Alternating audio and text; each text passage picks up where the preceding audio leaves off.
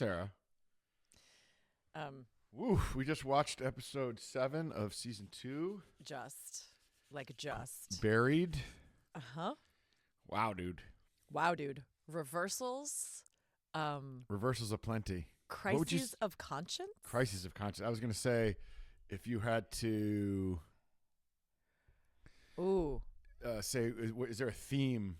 Let me explain. There is no time. Let me sum up. Sorry, that's Inigo Montoya from The Princess Bride. Yes. Let me explain. There is no time. Let me sum up. Amazing. Yeah, what would the theme here be? It seemed would be crisis of conscience, yeah? It feels like it. It feels like this is in many ways the episode where many characters, not just the Fox River 8, come to, or I guess 7 now, come to grips with who they actually are instead of who they want to believe they are. Yes, I think that's maybe not crisis of conscience then. This kind of like, well, because... Reality check. Well, Michael has this line, said, Westmoreland said this thing to me, there's no such thing as an ex-con. So it's a question of like, what are you essentially? Right. And I think that Tweener's having that moment. Mahone's having that moment. Kellerman's having that moment. Mm-hmm. Michael and Lincoln, Sucre. Michael and Lincoln are having that moment. Sucre's having that moment. It's interesting. They're all and I think what's fun is the answers we get are not necessarily what we expect. No, in some ways, like there's something very honest about the episode, which is we've tricked you into rooting for bad guys. Not bad guys. This is a funny comparison, but my childhood best friend, Christina, works in industrial organizational psychology. And we first moved to New York, she made a big deal about like when somebody tells you what they do for a living. She was like, people in New York are often not honest, as in someone will tell you they're an actor when what they are is a bartender. She's like, now when I call them on it, they get mad, but I'm not being rude. I'm just saying, like, if you spend 40 hours a week bartending and that's how you make your money, you're a bartender. And the sooner you get honest about that, the sooner you'll probably get around to the job of becoming an actor. And it always stuck with me because I thought it was a really interesting approach to things. Anyway, my point is, this seems to be the episode where they're like, you know, if it quacks like a criminal and it walks like a criminal, we might be criminals. Right. And I think Sucre's is the most, Mahomes is the kind of plottiest twist, which is you think he's confessing to one thing, but he's actually lying. Yes. And then confesses to something else that reveals that he's psychotic. A different part of him. Yeah. Is he psychotic, though? Because he also says, I got nothing against you, kid, but they do. So for the first time to me, I was like, wait, who's they? Who is he working? Whose agenda is he serving when he, by the way, spoiler alert, kills Tweener? Oh, he says, but they do. I got nothing but against they you. I thought do. He said, what are you doing? And I thought he said, what they do. Oh, he says, but they do. I see. But they do. I got nothing against you, kid, but they do. Oh, yeah. The company wants him dead. I think so. Which feels like, to me, the first moment where I'm aware that Mahone and the company may have business together. Yeah. And Governor Tancredi dies. Tweener dies. And the implication with Governor Tancredi is from Reggie Lee, whose character name I can't remember now. Oh, man. I can't either all of a sudden. Damn it. Is that they killed him, and they're going to kill Sarah. Obviously. Well, and then Sarah walks into her apartment, and she's being set up to look like she overdosed. I mean, so they're killing them both. And then the most interesting, surprising thing is the police officer who's being held hostage is saying to Sucre, do the right thing, do the right thing, do the right thing, which is basically let us go. turn yourself in, he takes that to a different. That's not what we think he's going to do, is turn the gun on them, right? I mean, I didn't see it coming. Right. It feels like the dots we're connecting off camera are the only way I get away with this is with $5 million, not my share of $5 million. It's not. It's not. I'm going to hold you here until the cops come. Oh. I don't think so. I don't think so. That's not how I took it. I think we'll find out next week. Wait, before we go on, should we like introduce the episode? We Yes, okay. dove into our Welcome. Hi, everybody. You just jumped into the middle of Paul and I talking about the episode. Yeah, we're like 5 minutes in. That's all right. And by the way, quick welcome to those of you who are watching us on YouTube. Oh, yeah, man. Which is new this season. And I like the fact that this was such an international show. I like the fact that people are able to use YouTube to translate the show into their language. So cool. So again, and you can see us. drop us a comment. Yeah, that may or may not Well, I don't know Sarah if that's a plus or minus. Sarah says I'm working a Deadliest Catch vibe. Mm-hmm. Yeah, but it like the Adidas on your cap kind of belies that. Yeah, like, and maybe the glasses. from one side, you're Deadliest Catch, and from the other side, you're like Silver Lake hipster. Arr. Right, Now all you need is a parrot and a hoop earring. Okay, so you want to tell people who will be joining us this week? Our very own Lane Garrison, Tweener, David Pachalkas. Apolskus? What? Apolskus? Apolskus. Okay. Who's David Pachalkas? I don't know. Is that somebody you went David to high school with? Probably. David Okay. Apolskus. Lane Garrison. We have so much to talk to Lane about, and he will be our guest today. He will. And small PSA, he was supposed to be here like literally today, but he had to get on a plane and fly to a job doing an episode of Mayor of Kingstown. So we're actually going to be talking about the episode and then bringing him on another date. I'm just saying that because you're going to notice that when Lane shows up, we're wearing different clothes. Yeah. And I just want that not to be weird. We could wear the same. Okay. I'll never remember. No, me neither. Because it's like 2 weeks from now. I'll be like, what hoodie did I? Okay. But anyway, before we welcome Lane in the future, let's do our Adelstein index. Okay. And talk about the details of this episode. Let's go. Sarah? So Buried is the name of this episode, 207. First aired October 2nd, 2006. It was directed by the amazing returning director from season 1, Sergio Mimica-Gazan, who Paul also shadowed. And it was written by Seth Hoffman. And this was Seth's first ever episode of television as a writer. So for season 1, he was the writer's assistant on the show. And then he was a staff writer for season 2 up until this point. And this is his first ever credited script. So congratulations to Seth, because this was amazing. Seth has also gone on to have an enormous career in television. We'll also talk about it later, but he's another Dartmouth alumni, and I didn't know him in school, but I knew him afterwards. And there's a whole thing about a character in here. Anyway, moving on.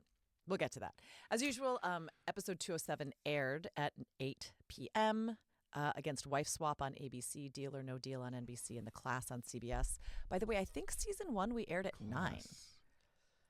But I think season 2 we were at 8. Anyway, against that competition, drew nearly 9 million live viewers, 8.99 million live viewers, which was up 500,000 from episode 206. That's a lot of 500,000.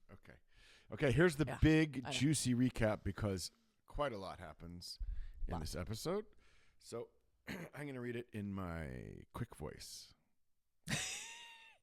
In your void where prohibited voice? This is what they called on Scandal pace. Ooh, okay, go. Like you do a scene, and then they go, okay, good, now Scandal pace. Really? Yeah, I mean, those scripts were 80 pages long. 70 pages long sometimes. Literally, a lot would get cut, but then there was a lot of fast talking. Anyway. Okay, take it away, Paul. Go. The cliffhanger at the end of the last episode was a police officer walking up to the house where Michael and the gang are digging in the garage for Westmoreland's money. Well, that police officer turns out to be the daughter of Jeanette Owens, the woman who owns the house and who Teabag currently has at knife point. Both women are locked down and the team keeps digging. But when they hear that LJ has been exonerated and will be released, Lincoln leaves to go get his son, which unfortunately is a trap Kellerman has set to capture Lincoln. The rest of the team successfully finds the money, only to have Sucre pull a gun on them. Back with Tweener, he appears to have turned rat yet again, agreeing to lead Mahone to the house where the gangs found the money. But in one of the now famous wrong address prison break misdirects, also known as the Silence of the Lambs, he instead shows up at Deborah Jean's house, charmingly asks her to wait for him. Mahone thinks this is adorable. Just kidding. He's furious and entirely kills Tweener. R.I.P. David Apolskis. And because one major death isn't enough, Dr. Sarah arrives at her father's home to find him also dead, apparently by suicide. R.I.P. Governor Tancredi, the great John Hurd. Sarah finds a key in his possession, which will be important later. Kellerman blames Kim for how he handled the governor and reveals that the same fate is planned for Sarah. And in lighter news, Hayril starts building a boat. And gets a dog, apparently. And a sidekick. By the way, very, very well done. And I will try and move through this in Scandal voice, too, although I was never on Scandal. In pop culture, earlier this week, Facebook opened to anyone at least 13 years old with a valid email address, and that all went great for democracy and free speech. Yes. Also this week, acclaimed TV series Friday Night Lights premiered, starring Kyle Chandler and Connie Britton. It also gave us Jesse Plemons, who I think is one of the best and most underrated actors alive right now, and Taylor Kitsch, who does super well and is great to look at and I think is probably super talented, but I haven't seen him since Friday Night Lights in anything. And sorry about that, Taylor. I'll try and get on that. And personally, that first season actually is one of my favorite seasons of television ever. It was so brilliant. On the politics side, on October 4th, 2 days after this episode aired, Julian Assange founded WikiLeaks, the famed publisher of leaked documents and nonprofit media organization. Assange would go on to spend 14 years in prison, embassy confinement, and house arrest over these leaked documents, fighting extradition to the U.S. Earlier in By the way, week, that's now the plot for season 6 of Prison Break. Exactly. And earlier in the week, the U.S. Senate approved the rebuilding of 700 miles of fence along the nation's southern border with Mexico, which, ended all the immigration controversy. And let's move on. Job done. Let's please move on. We're going to take a quick break, and we will come back, and we'll talk about the episode. All right, let's take a quick break. We're back. So let's talk about the episode. We are back. And because what we notice is that when we interview people, we often talk generally about who they are and their time on the show and not specifically about the episode. So some episode-specific things. Yes. We took a lot of notes, and then we'll get to Lane. Well, and this was the episode where you trailed, right? So you were here for so everything from prep. What she means by trailed post. is when you're interested in directing or just want to annoy your compatriots. You say, "Oh, I'm interested in directing. Can I trail a director?" And what that means is not just on the days of shooting, but that means you do preparation with them too. That means you go scout the locations, you look at the casting tapes, you sit in on. My favorite was location scouting, tech scouting, and then but the thing I learned the most here, and I think about it all the time, was the production meetings, which is when you go into a room with the writer, the producers, the director, and then the department head, every department head, and you say, okay, what's the bag of money going to look like? Okay, are we building this? Are we finding a location for this? Or are we doing it on set? Okay, how deep does the hole need to be? And don't forget, like in something like this, they're not digging the hole, really. So it's like, okay, in scene 4, how deep does the hole need to be? In scene 9, how deep does the hole need to be? In scene 12, and then it's like, well, we can't build it that deep because we can't get the light in there, and how are we going to do? Yeah, it's problems. Now, I want to say very that well said. It's production meetings are all about solving problems, and I want to say for those of you listening that when you say that trailing a director means going to prep, I need to give you props for that. What? Because I have recently found out that there are actors who want to learn how to direct who do not trail prep. Okay, well. And there is, I think, in some ways, nothing more important. Correct. Well, editing. I mean. Yes, although worst comes to worst, your editor and showrunner will edit your episode and they can knock it out of the park. If you don't solve the problems in prep, you're not going to make the episode. So this is just a little shout out to the fact that, like, when you said you wanted to direct, you were like, no, I really do. And you really did. And you did actually. I also think that as an actor, you're observing directors all the time on set. You're Yes. watching how they shoot and why they shoot. What you're not seeing is what got them there, and then what you're not seeing is how we putting this together later. So I felt like I learned. Sitting behind the monitor is educational, but not as educational as prep. Well, and for instance, that pill bottle of the mifepristone, which, good God, I think is now like What is mifepristone? Is that Actually, the pregnancy medication?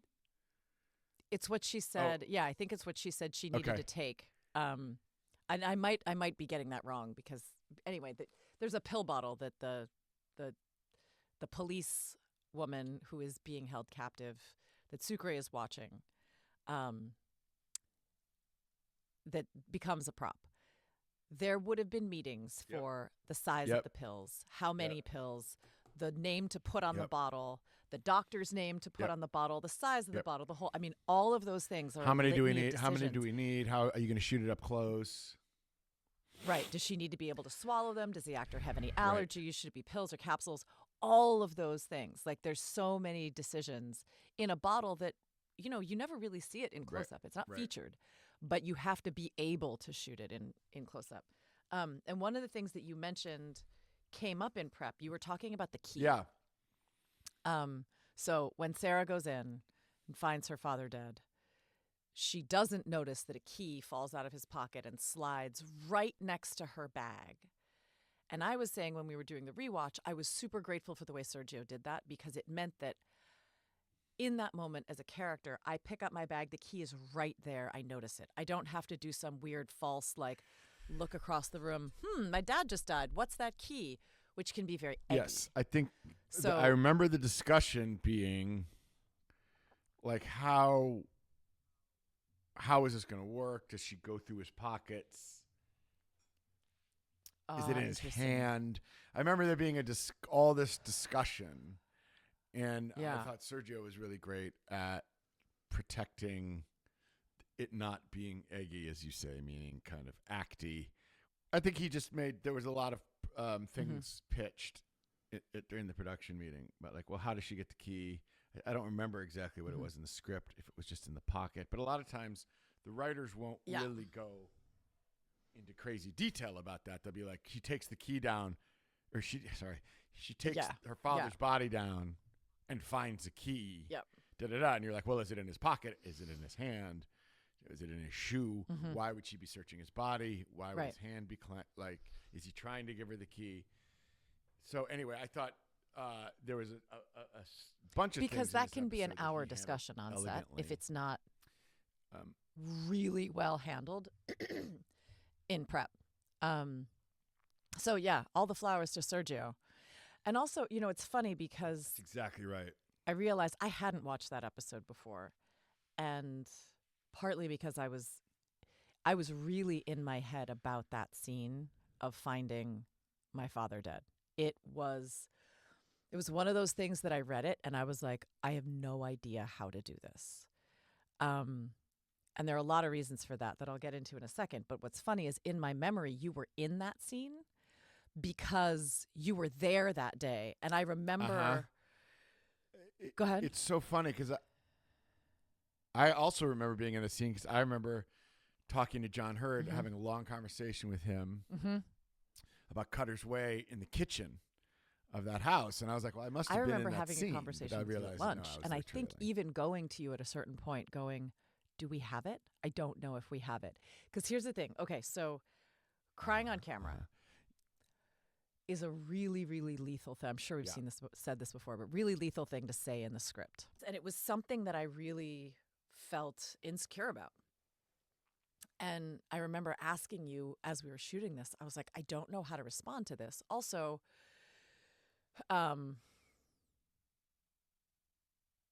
my stepsister had hung herself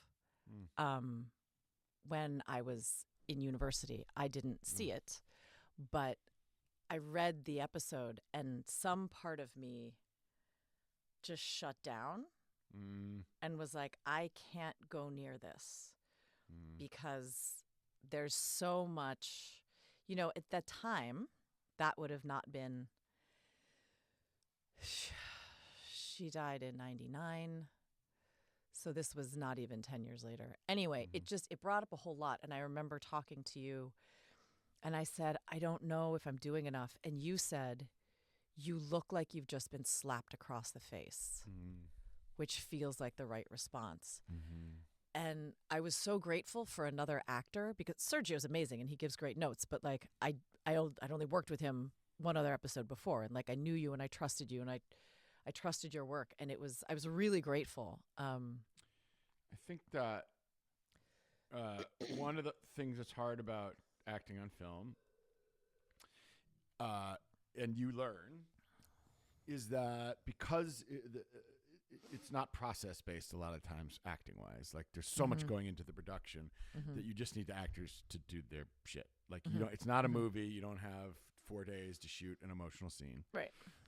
And so a lot of things are written and executed with results oriented and not process oriented. So they, instead of saying Sarah sees her father and it crushes her, and then the actor's like, oh, that means it could come out this way or come out, let's see what happens. It'll say hysterically cries or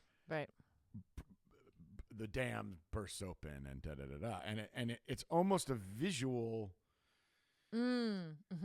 description, and then I think as actors it becomes an action, like running across the room or he throws a glass or right, and then we get stuck with, which is really hard, a death for an actor, is this is what this is supposed to look and sound like. Right. Well, Which and a is lot different of times, if you're doing a sex scene or if you're doing a fight scene or you're doing a driving scene, you're like, okay, this is what this is supposed to look and sound like. I'm a pro. I can do that. But when it comes to something emotional, especially tears, because we're like, can you cry? You're an actor. Can you cry? I think that it can be very confusing, and it can really get you. It can be difficult to execute organically. We'll get into my version of this when we get into Kellerman's attempted suicide, right? Because I had a very similar problem. I've learned a whole other set of things about this since we shot this, but what I thought was so great, I would have done this scene so differently with the skill set I have now. Tell me why, or not tell me why. Tell me how.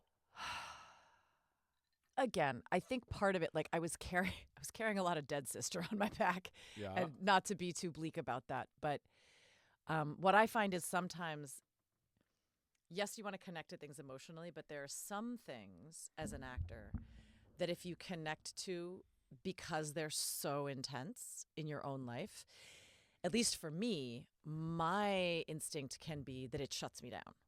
That I'm just like, nope. I can't walk into work with this. I can't carry my grief all day.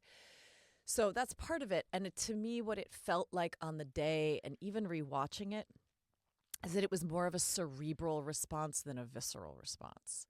I think if I were directing me now, I'd be like, let's take it all the way down to your feet. And let's maybe even try a little harder to understand what you're seeing. Like the beat that I think is missing is, what the fuck am I looking at? Like, what, you know what I mean? Like that. I do know what you mean. I just disagree. Fair. I do. I think that what ended up there is not different than what you're talking about.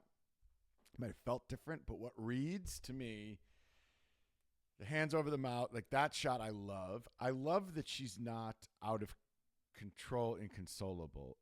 She feels in shock to me, and she feels, like I said, I guess on the day, slapped across the face. I mean, I just think, especially, I think we read these things and sometimes it pulls us out of the context of the show because we're like, I have this personal tragedy I can connect this to. This is the ultimate challenge of an actor, to become super emotional, et cetera, et cetera. Right. When in fact, what happens on the day, if you can let it, is organic. And it felt very in keeping with Sarah's character. it did feel a little surreal. It felt like she's trying to get her brain around what's happening, and there is emotion coming out. But she is staying on top of it. I love that when you come into the apartment later, you've obviously been crying. Yeah. Mascara is helpful. Mascara is super helpful. I just don't think. I think that I just think as actors, it's a bit of a bugaboo, and we get caught up. Yeah. And we get caught up. Also, I think sometimes those notes of and the dam breaks and they start hysterically crying are more for the studio and the network than they are for the actors. Yeah, but like I've often thought it would be really interesting to do actor drafts that are redacted from any emotional that are literally just the words on the page. And someday when I get to make my own movie or whatever, I'm curious to just play around with that and be like, I don't care what your response is, just make these words honest. Right. Or I need X response. I mean, that's also, sure. It's filmmaking. Sure. It's like, but I agree with you. I think that, my favorite actors are the one, when I hear them talking about it, they say, you open yourself up, and if it comes, it comes. Yeah. And if it doesn't, that's a real response. Now, I understand that that's usually in like an A24 movie, and sometimes when you're on a show, they're like, we need you to cry now. Right. And you just got to do it. Right. And it's 100 degrees that it's in Dallas, and it was 4 a.m. and call, and you had to wait for 6 hours to get to your... And let's go. and you're in meal penalty. Yeah. I was on a show, it'll remain nameless, where they were like, nope, it says in the script that one tear comes out of your left eye. Shut up. No, it wasn't me. It was somebody else. But they were like, this is what the producers want. So put it in the CGI budget. I mean, they did a thing. They did a thing. Right. By the way, who was great at that was Robin Tunney. That shot was so good that they used it in the opening credits of the show for all of season one. Tier? The one tear running down. I remember talking to her about it once, and she was like, yeah, I thought that would be really effective for the scene. I was like, you are so in control of your instrument. That's amazing. I'm sure we talked about this in season one, the Bryce Dallas Howard thing, the head tilt thing. Like, she knows how to. She showed a friend of mine that she could, like. There are things you can do to make your eyes water, right? Like, there are things you can access in breathing. And she had this thing. She said she practiced it for years, like as a kid in the mirror. Oh, my God. And she could, like, fill up her eyes. And then she knew that if she tilted one, like, just the right amount, like one tear would just would do go. the one. Wow. That is some serious Hollywood kid. Yeah. Well, any actor, anyone. That is wild. All right. More to talk about. Anyway, I thought that was a beautifully played scene because I thought it was chilling, and I feel like also given what we learn when she talks to the guy about, like, he was not suicidal, that you're overwhelmed by the loss, but also you're suspicious, and that would undercut the kind of hysteria of it. And you're a medical professional who's like, well, that stuff. Also, you didn't like him very much. Well, I mean, he did just try and warn me. But yes, we had it. But in some ways, I mean, not to get too into the weeds, in some ways, I think that can actually exacerbate grief when somebody dies. And it's like, oh, we had so much shit to fix. I thought there would be more time, I think is one of the saddest, most heartbreaking things to feel when somebody passes away. And then I only have one more thing that I wrote down. Is there anything else you wanted to? Go ahead. No, I need to look up. So while you bring it up, this is homework I should have done earlier, and I apologize. But I'm gonna look up who on earth the actor was that plays the daughter cop. Who played the daughter, because she was fantastic, and I imagine by now she's got an incredible career and blah blah blah. I found this actor. Her name is Alexandra Lydon. Lydon. Lydon. She's been acting consistently ever since. She did 3 episodes of Prison Break, it says. Oh, right, because there's more to be done. They haven't left the house. There's more to be done. They haven't left the house yet. She did 5 episodes of 24. I just got to say, if anybody is out there looking for a super dope actor, you should be looking at Alexandra Lydon because, God, she was good in this. I think maybe we should talk to Lane. I think we should talk to Lane. All right, so we're going to take a quick break. We'll be back with a change of clothes. We'll be back with a change of clothes. With Lane Garrison. And Lane Garrison. See you guys. We'll be right back. We are back with the one and only Lane Garrison. He's our friend, and you know he's a wonderful actor because you're here. You may also know that he's been a wonderful actor on Mayor of Kingstown and Yellowstone, and that he was nominated for a Critics' Choice Award for his work in 2016's Roots. What you may not know, or at least I did not know, is that Lane is also a writer with several produced feature films under his belt, and if IMDb is to be believed, another one on the way. That's right. So I want to hear all about that, and just thank you for being here in the middle of a crazy shooting schedule. 3 small children. My greatest production is my 3 tiny terrorists at home, and my amazing wife, Mary Caitlin. That is a boatload. Of course, she has 2 names because she's from Alabama. Yeah. Has to have 2 first names, but right. Everyone from the South calls me Sarah Wayne. I hear you. Exactly. That's my greatest production to date, and I'm so thankful for that. First off, let me just say it's so good to see you guys again. So good to see. I mean, it feels like it's been a lifetime. It's literally you too, been 21 years since the kickoff of Prison Break, and like I was saying when we first started, it's weird. Not a day goes by, not an airport where somebody doesn't stop me. And or even I live in a little like farm town community outside of Austin, and I remember when we first moved there, going into the grocery store, and the ladies at the checkout would like eyeball me, and then finally every one of them was worked up like, have you ever seen that show Prison Break? Yeah. Like, yeah, I have. I know this one. Yeah. I am that guy. I'm Tweener. And I'm like, no, you're not. He's so much better looking than you. Dude. Thank you. Wait, this is small town living because I also live in a small town, but I'm in British Columbia, and it's the same. Like, has anyone ever told you look like? Yeah. And then you've got the path. Yeah. You can either say, I've heard that before.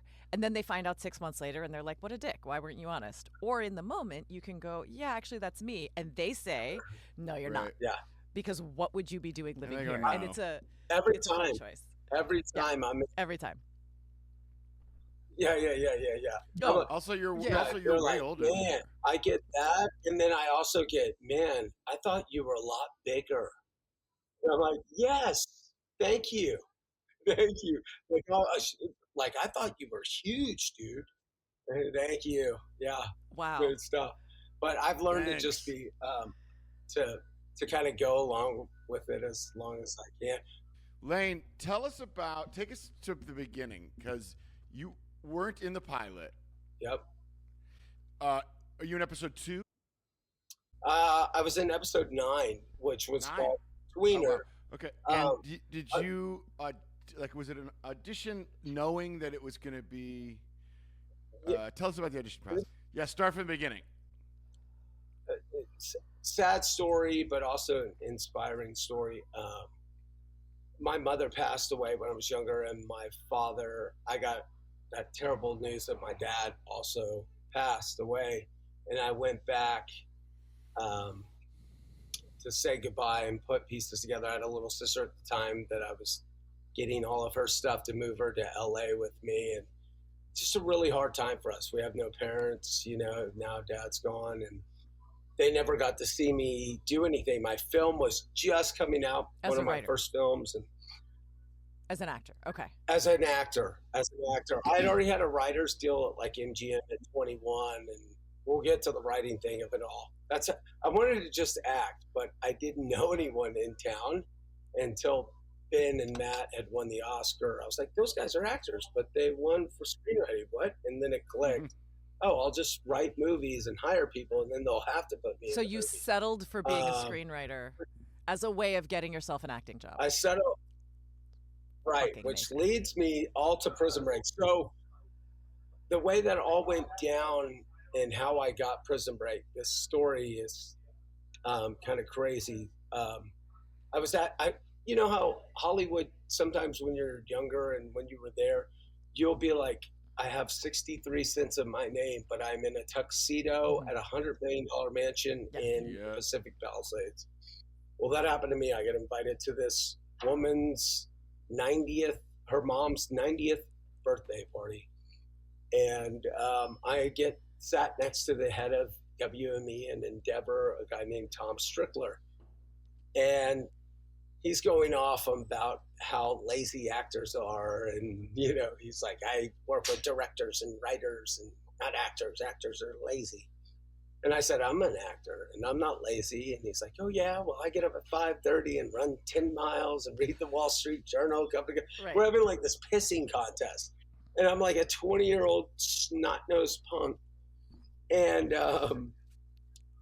I said, all right, well, I'll show up at your door tomorrow at 5:30 a.m. I'm going to hand you your paper. We'll do 10 miles run, and then you'll see that I'm not lazy. He's like, yeah, right. I did with my writing partner at the time, Mark Famigletti. I handed him his newspaper. I'll never forget the look on his face, the fact that I showed up that early. We ran 10 miles, which nearly killed me. We made it back. I'm like stumbling. He's like, all right. I said I'd read your script, but that doesn't mean I'm going to sign you, kid. I'm going to be real honest. I'm blunt. This is like a straight out of Central Casting. And he read it. Hollywood story. So 3 hours later, he calls me, you little SHIT, you can actually write. Get your butt in my office. Get to WME. At the time it was Endeavor. The following morning. So I go in and we get signed by him. And then he sits me down to talk about what I want to do with my career. What do I see myself doing? And I say, I just want to act, man. I'm just doing the writing so I can put myself in my own movies. And he's like, no. Here's how this is going to work. Whenever you do act, he's like, the minute you're done, you're going to write another movie. And then you can act. And in between, you're always going to be writing. And I thought that was good job security advice. So, you know, I ended up Mark and I sold our first script, and then we got another studio deal at MGM as a writer. How did you know how to write? Like, it's not, lots of people are like, I'm going to write a script, and not everybody ends up with a studio deal or representation. Was it just like... No. Here's what it was. My first script was really dark, and I've always been a pretty good guy, even as a little kid. Like, they'd sit me at the table. I've been the guy. It's like, you'll never believe what happened. You're a storyteller. Start the story. Okay. I'm a storyteller guy. So I just followed the story inside. This is where I see it starting, and this is how it goes. And I watched a lot of movies. Now, and it was really raw, and it was really a dark script. It was called Murderers and Heroes, and they didn't make it because it was so dark, but it kind of broke me out as a writer, and Mark Famigletti, and then we got a deal at MGM. But so long story short, I'm writing these movies,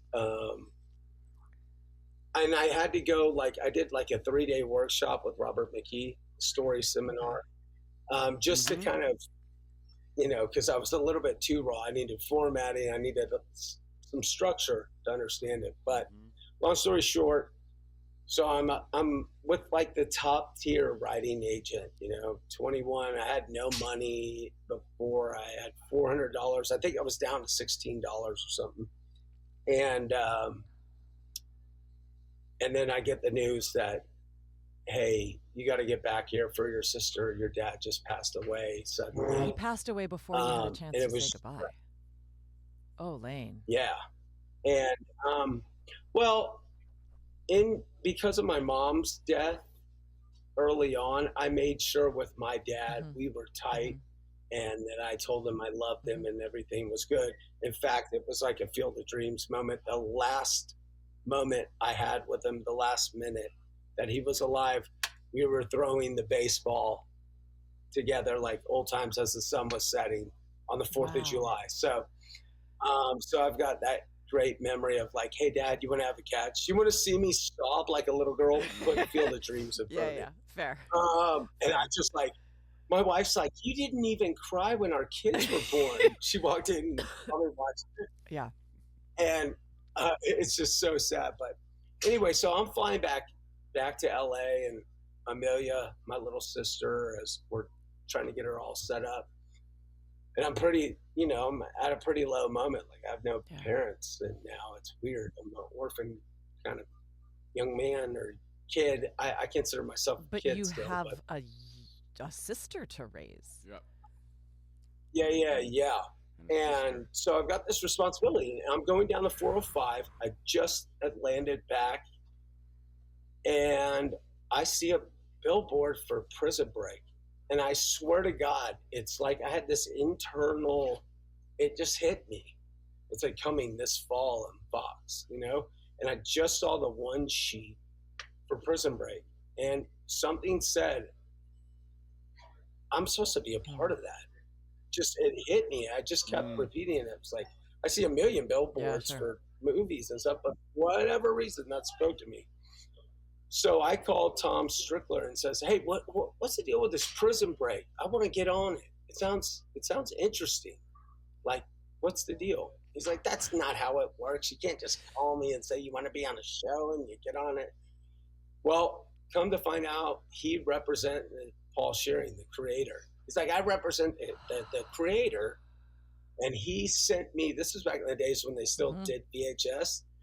He sent a courier with the VHS of the pilot of Prison Break, like a tape. I saw it on VHS for the first time. I was like, I'm in. I called him back. I'm like, you got it, Tom. Talk to Paul Shearing. He's like, listen, kid. Now, if something comes up in your age range and we hear about it, then maybe you'll get an audition. Well, a week later, they're calling saying, there's this character, Tweener. You think you can play him? And I was like, this is me. I know what to do. I go in. I'm thinking, I'm so naive. I just think it's like, oh, he represents the creator. I got this big agent. This is like, yeah, I want to do it, right? He's like, go, no, you got to go audition. So I had to audition 5 times. And it was down to me and one other guy. And who knows? I still don't know to this day. I'm pretty sure, it obviously helped to have a connection to Paul 5 Shearing. times. 5 times within that. 5 audition means you got 5 auditions. Mean you earned it. I did. I felt like I really did earn it and put in the work, and so I got it. And I'll never forget. At the time, I was doing like a co-star role on a ABC show, and I was in the middle of this. It was called Night Stalker. I don't know if y'all remember. It's a short-lived show. Yeah. I was in the middle. They brought in a 20-foot live python. This is how they killed me on the show. And they wrapped it around my body. And I was waiting there and holding, and I got the call that you got Prison Break. And I was like, yes! And I was screaming that I was so excited, but I couldn't move because I had a giant... Sorry, a real python around your real body. Like the guy that you would always see, Jack Hanna, on the Tonight Show and stuff, he was the guy bringing the python to kill me on the show. Yeah. So the story just gets wilder and wilder. So this is not, by the way, for people listening, this is not your normal casting, normal process. It usually involves fewer pythons. Call me, they say you got it, but here's the catch. I think it was like 5 p.m.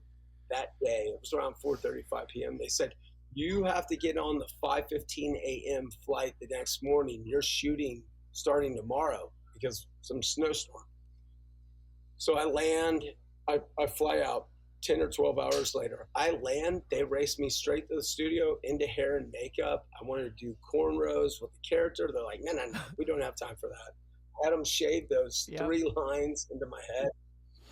And they raced me off, put me in a cell, and said, okay, this is a scene where you break down because Teabag's trying to rape you. I'm like, oh, perfect. Like, just give me like 1 minute, please. I literally have been running to I had get a there. python around me yesterday. And I was like, yeah, I said, Well, Do you remember who the director I was? think it was Guy Furland, who's one of our directors up here. Oh, I love him so much. Please give him a hug for me. Oh wow. Yeah.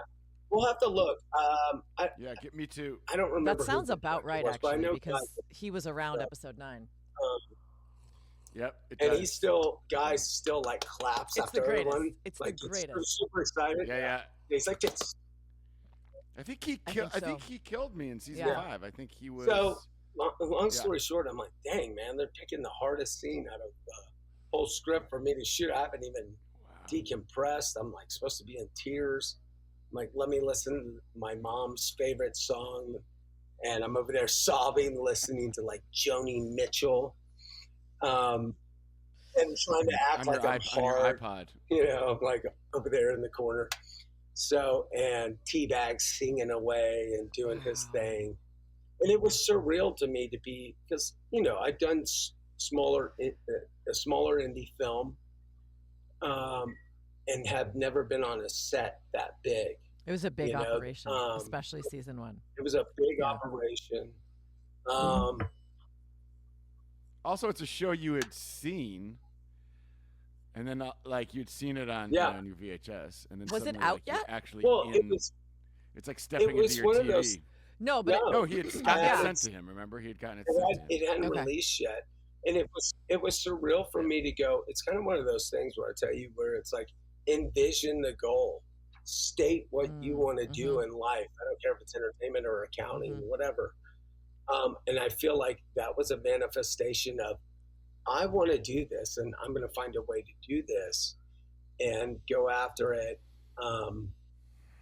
If I could just, it was just surreal to meet everybody. And, you know, it was a little bit nerve-wracking for me. We didn't know that the show was going to be hit. By the way, Tweener was only supposed to be 3 episodes. Is that right? Yeah. So you worked yourself into a job. I worked myself into a job, almost like, I mean, I'm always like a nice guy. Like, I love everybody and treat everybody kindly. But I knew, like, I need these people to really like me, especially Paul, and something in this character. And so the hair lady, Linda, I'll never forget. She like loved me. And she's like, I'm going to put in a good word with Paul Shearing about you. I love our Chicago around. And yeah. And so it was just a really fun ride in with the Mowdy and Rockman and P1 up there, and you guys. Just, it was a really great cast. And I say it was a hit because I'm sure you both been on multiple shows where everybody doesn't really gel because there's too many egos involved. This was a show, I feel like, no ego, total humility, total gracefulness, great crew, so respectable of everybody. And so that was a fun thing when you get like a hit show like that, but you know that everybody's a wonderful human being, which made it all the more special. And then, well, because you, like I said, Paul and I talk about this a lot. We were on different shows. You were in the prison yard and digging in the thing. Like, you were deep in with the sort of like Fox River 8 of it all. Whereas like you and I didn't have a scene together. I mean, briefly with the we were in the same infirmary with the watch grab with the Geary thing, but like, it's really interesting that the three of us were on the same show. And in the first 2 seasons, up until things, you know, Paul and I started working together a lot in season 2, but they were such radically different experiences. Yeah, they were. Yours seemed a lot warmer than ours. You mean like physically warmer? Yep, that's right. I was indoors a lot. We were physically warmer. So I'm here in Pittsburgh and it's snowing like crazy. Yesterday we were out. It was negative. It was 0 with the wind chill. And I was looking down the corridor of this prison, now as a prison guard, thinking about those days of prison break. Like, wow, this is surreal coming full circle. Now I'm on the other side of the fence. And we were telling this story. I was telling this story because there was a scene, I don't know how much I can say, but there's a scene between a Latin gang member and one of the other gang members that I kind of break up. And they were so cold, they couldn't, they're like, I'm so cold, I can't even get my lines. it was bone crushing cold. And I remembered I told the scene about when we broke out of prison in Prison Break. It was a nighttime shoot, and I want to say it was like negative 15 degrees. To this day, it's the coldest I've ever felt in my life. Well, the Mountie, with his accent, couldn't get the lines out, and we're like, "Oh no!" Yeah, they would race us out. They would put us in front of the heaters in a van, and we'd be like, "Thaw, thaw." So we're on take like this 15, was and we're the like, wrap party. I remember was St. Patrick's Day, so this would have been like first week of March in Chicago. Yeah. Yeah. It was one of the coldest days in Chicago. I'm like, of course, we're filming outside when it's doing this. So we're like, please, Mountie, please get this. Poppy. So on like take 15, and God bless him, like I don't think any of us would have made it. It was that cold you couldn't move your mouth. He's like, he's trying to talk to Wentworth. I forget what the line is, but he messes up and he just starts cussing in Spanish. He's like, "Coño, madre pinche," and he's punching the van because he can't get it out because he's so frustrated. And we were dying. And finally, the next take, he got it, and we're like, "Please, for the love of God!" It was like the coldest day I've ever filmed in my life. It was brutal out there. It really was. And you're right. Your show was much colder than mine because I was by and large indoors. But mine was cold, but only briefly cold. I was also wearing a suit. And as the show, I was losing weight because I was trying to get in shape, but I get bulkier as the season goes on because I'm wearing thicker and thicker long underwear under my suit. It's so funny because, so that day was a splits. I think it was on a Friday. And, I remember Wade, who played Bella, when I leave Prison Break, I'll never forget this. I'm supposed to punch Bellick. I punch him as I'm on my way out, just for everything he had like set me up on. So the stunt coordinator's like, you've really got to square it. I'm like, I know what I'm doing, man. It's just like, I'm not. And Wade goes, "All right, if you hit me, I'm going to tell you right now, I'm going to bum rush you, man." I'm like, "I'm not going to hit you. Like, the camera's over there, please." Well, I stumbled into the scene and lunged forward, and I really clocked him. And I mean, so that's a real reaction. Oh my God, I want to go rewatch that right now. And he flew out of that little tunnel thing he was in, and like just got me down on the ground. I'm like, "Dude, I'm so sorry. I can't believe." Oh my God. It happened. I really punched him on the way out. So my 3 episodes turns into, 17 plus. And then they offered me the series regular role and season two, which I was telling you all this story before, but I turned down because you only ever get good advice from agents. Yeah, I listened to agents, and not Tom Strickler, by the way, if he ever heard this, he would say that, but some younger hotshot agents who are like, no, you don't sign that, and that's not enough, and we got you on track to be the next Wahlberg, you do movies, and nowadays I do movies, and people are like, "Oh, that's cute." Well, what shows have you created? It's such a wild... Also, I think something that I learned early on was back then, I don't know that this is still true, I don't think it is, but back then, every job you got paid more than the last job. You started at the lowest legally allowable union minimum, and then you started to make a living wage. And so there was not started to make a living wage, started to make real money. And so there was an incentive almost for agents to get you onto the next show. And Paul, you've said this before, like, there's not a lot of good advice about, like, this is the show. Love this. Be here.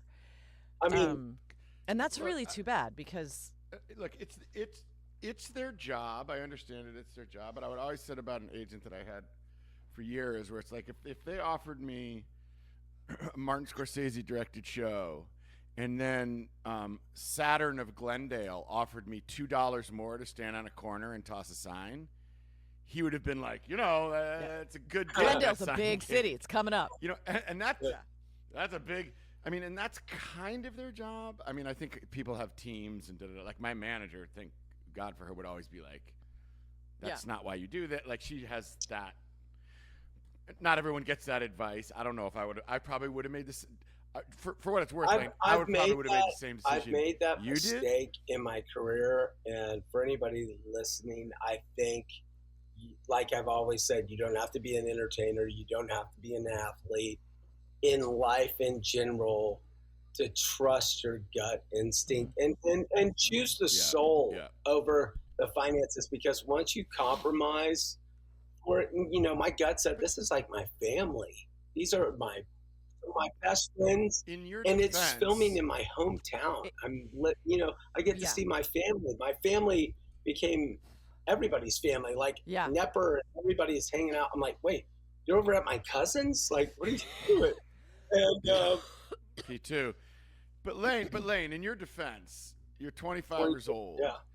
And everything. I was saying this when we were talking before too. What got you there? From the kid with $14 in his pocket was this drive and this thing of like, I am taking the risk. I'm believing in myself. I'm betting on myself. And so when someone says you're the next Wahlberg, don't get locked up on the show for 4 years.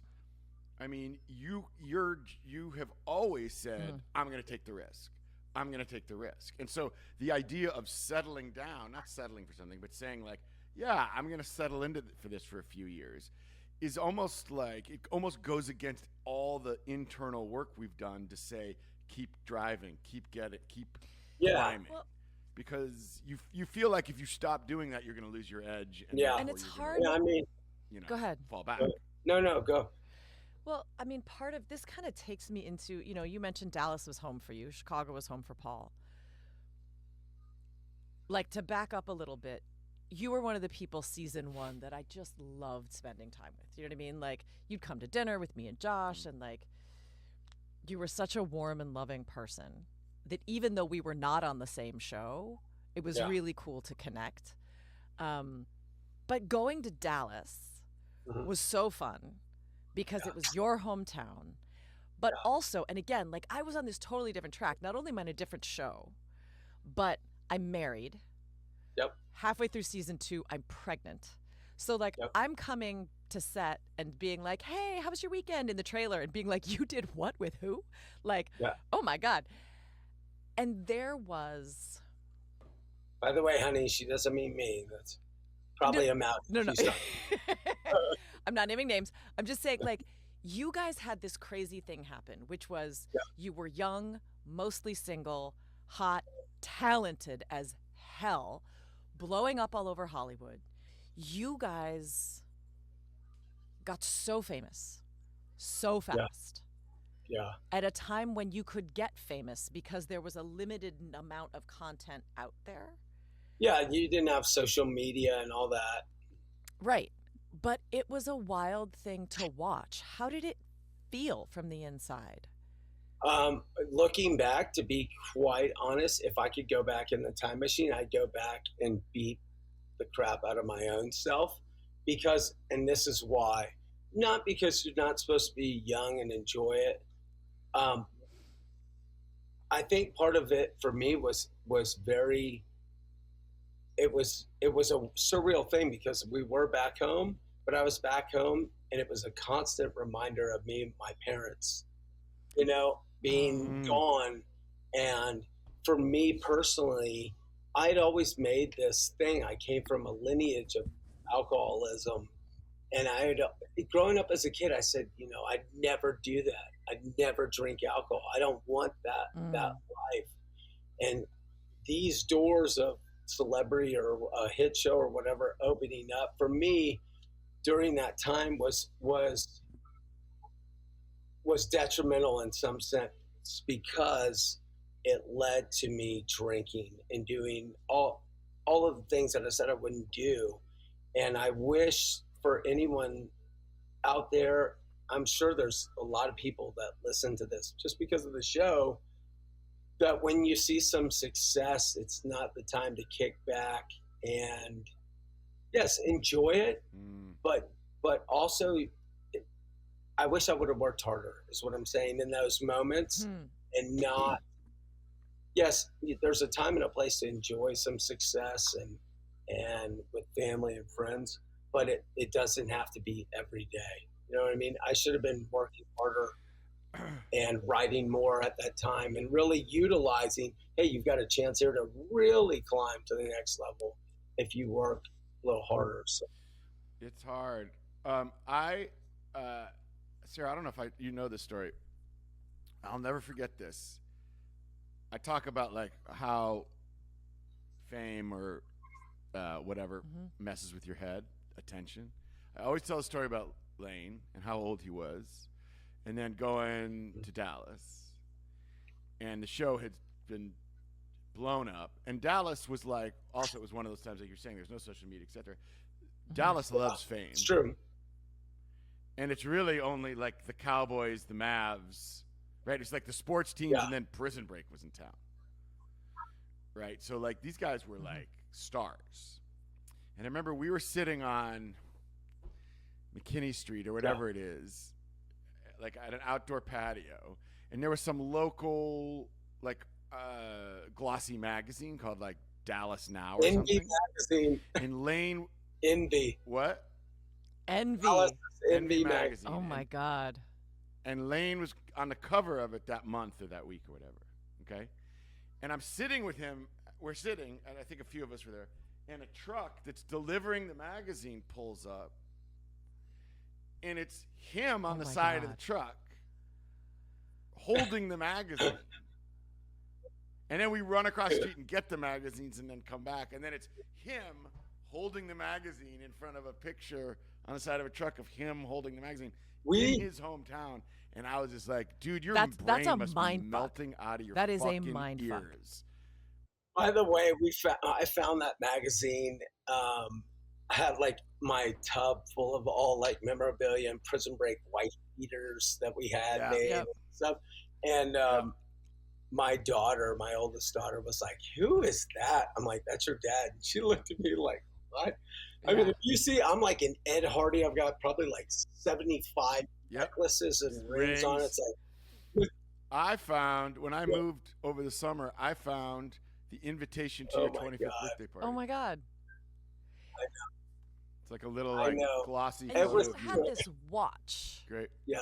Yes. What was the watch? I remember there was a story. Yeah. I had partnered with this designer from Dallas named Todd Bloom, and we were gonna blow. It was like an Ed Hardy. I mean, if you see this stuff now, it was this like giant watches. Yeah, it was a giant watch, like platinum and diamonds. Yeah. I remember you wore it out to dinner with us, and Josh and I were like on the way home. I was like, should we just mug him for the watch and go retire? Like, it was the sweetest. But there was also, I remember you told me a story about your sister or something. And I was giving you shit. I was like, nice watch, kid. And like, you know, because we're in like whatever, jeans and fucking whatever hippie stupid shit. Like I remember giving you shit for it. And you were like, listen, I grew up with not a whole lot. Yeah.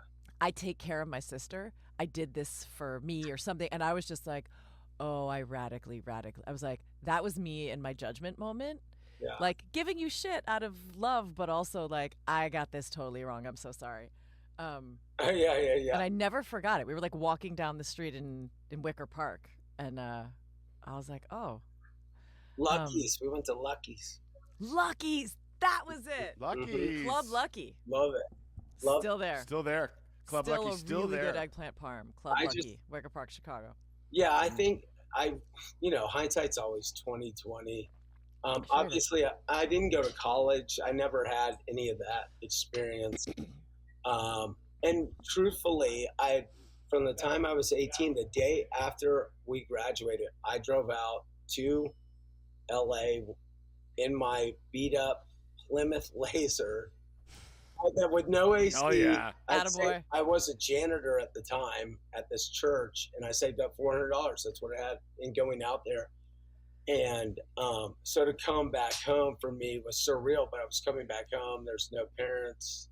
It it was beautiful and also haunting, and that duality had hit me pretty hard. Let's take a quick break, and then can we talk about Tweener? Yeah, let's come back talk with some about questions. And Yeah. let's talk about Tweener. Okay. All right, we'll be right back. Okay, we're back. Okay. Couple of Tweener questions. Yeah. You mean Maybe Twitter? more You mean than Twitter? That's what my wife thought everybody was calling me. Twitter? Oh, Twitter. Twitter?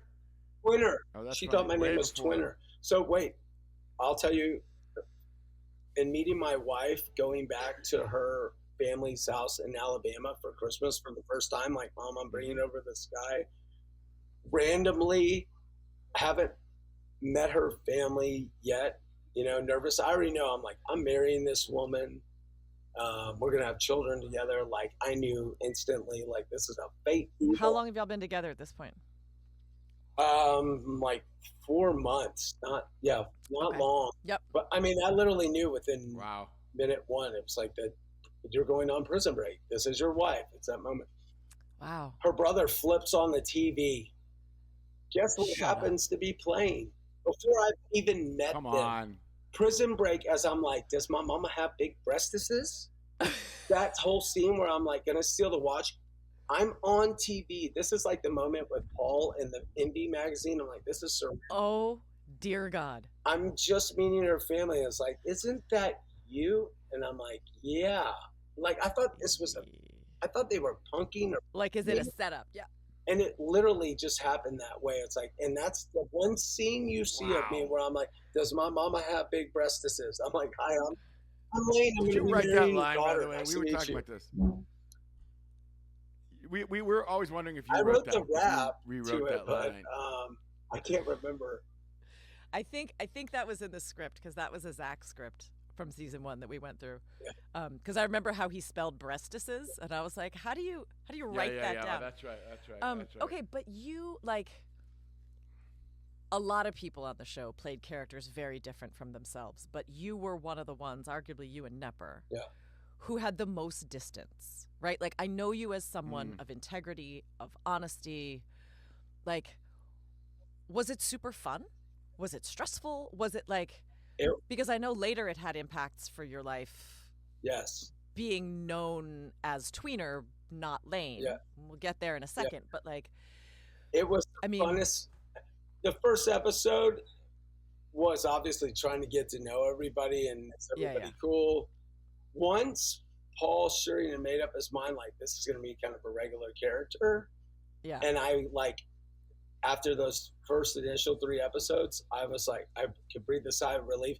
I mean, I'd be in my trailer, like, bumping Eminem, sagging my pants and, like, dancing around the trailer. And I'm like, I'm just going to, because I felt like he could have some comedic moments in a very dark show for that time period.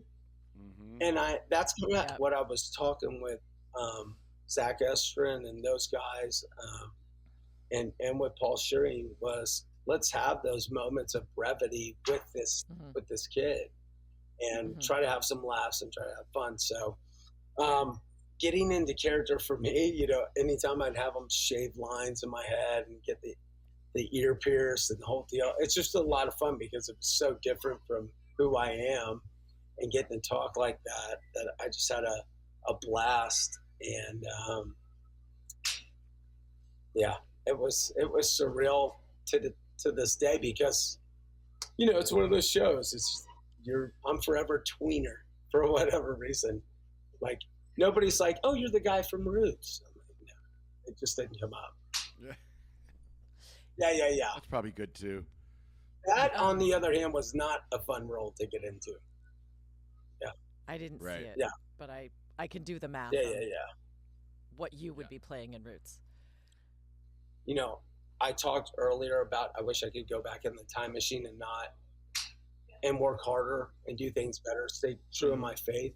And now I'm a sober guy, a family man and a dad, and really I'm still me. I'm still the same thing. And I thought as a young man, oh, I've got to party and I got to live this up and I got to drink and do that whole deal. And I feel that's a big regret in my life. Did it feel like there was pressure for that kind of identity to like live it up, go out, do the things, like especially in your hometown? Well, I think there was some of that, but I think more than anything, as you know, men, we develop a lot slower than you ladies in terms of maturity. And look, I didn't get married until I was 38, and my wife is still like, she's molded me like there's no tomorrow. But I think that I was just immature. I needed to grow up and really find out who I am. And you guys know this. It seems like all fun, but when it takes off as a hit, there's suddenly there's a new sense of pressure to keep this thing a hit and keep this thing going. That I felt that every performance, every take had to be perfection. And so that pressure of not fully knowing that I was great just as I am and trusting the process led to that drinking and led to my alcoholism. And I'm just so blessed that, you know, to be a sober man as long as I've been now. And I just encourage young people out there listening that are going to pursue their goals and dreams of life. You don't need it. You don't need it. In fact, I'm a better actor. I found out completely sober because I'm present. I think that can be a fear. Like, as I've, you know, we all know a ton of people in the program. Yeah. I feel like I have a friend right now who's really struggling in the middle of this, who's an artist. Yeah. And he's worried that, like, he's like, what if I can't create without it? That's how I felt. And I've been putting him in touch with friends who are sponsors, you know, who are like, oh, just wait. Your best work is on the other side of your sobriety. And, but I hear that a lot. I think that's a really common fear because, you know, we all got voices. You gotta be this like quirky, dark. I'm dealing with the darkness to be the best artist, and that's not true at all. You actually need to be present and sober-minded in this life, so that you can process all that's happening around you to then tell your stories or sing your songs and do your music. And I came from a history of that, and you know, part of my vows to my wife were that my children would never see that side of me, never see me have a drink, and that's what I want them to be proud of. Like my dad was sober-minded, and I'm sure they'll make fun of me when they can eventually see Prison Break.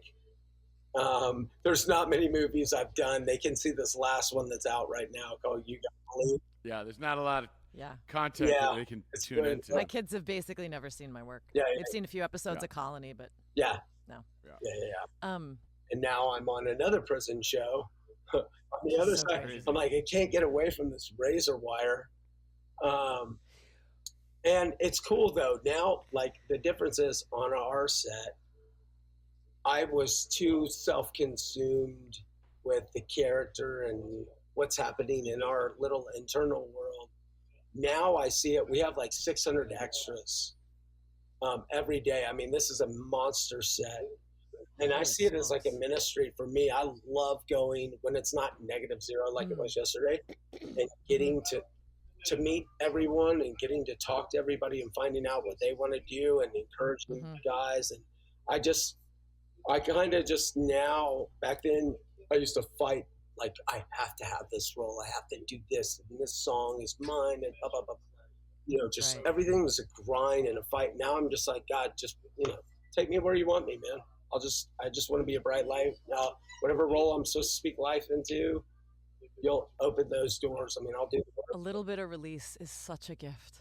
Yeah. Oh, man. To just stop white knuckling. Yeah, stop. Because it's going to be okay. What was your other question, Sarah?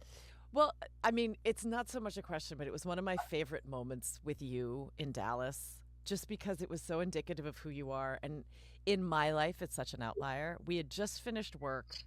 We weren't in a scene together, but we were like, I don't know, somehow we were both on set. And you were like, dude, I'm hungry. Yeah. I'm going to go get something to eat.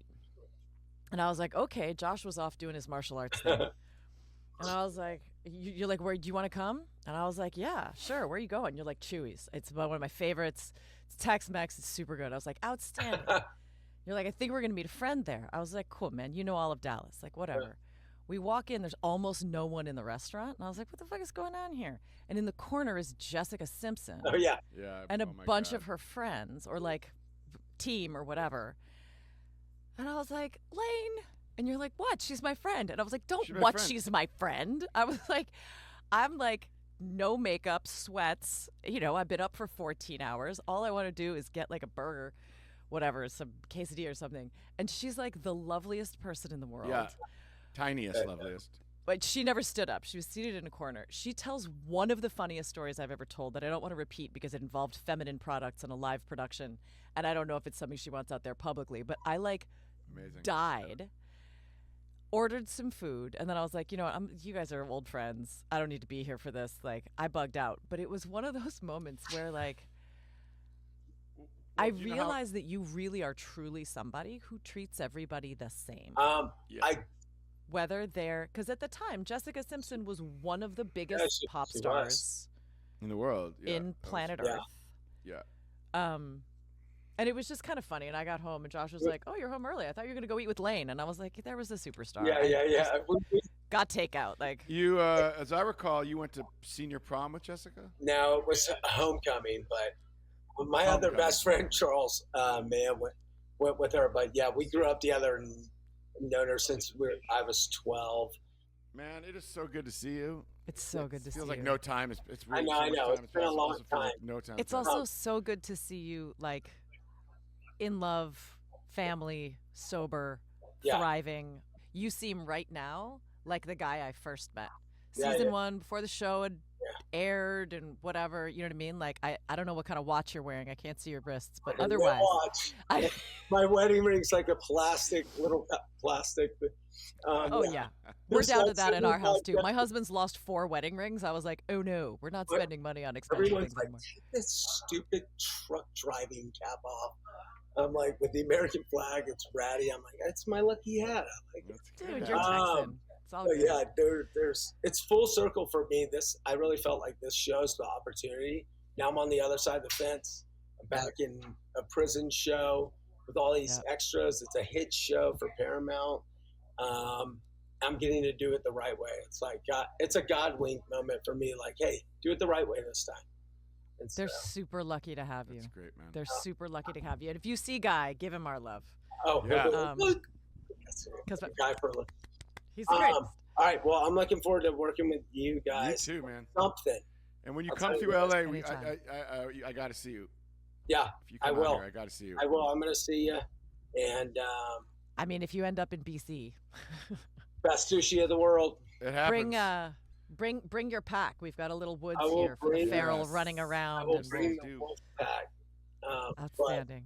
Blessings to you guys. You too, man. So much love, friend. Brother, I love you. So much love. Love you, man. My family loves you, brother. I miss you.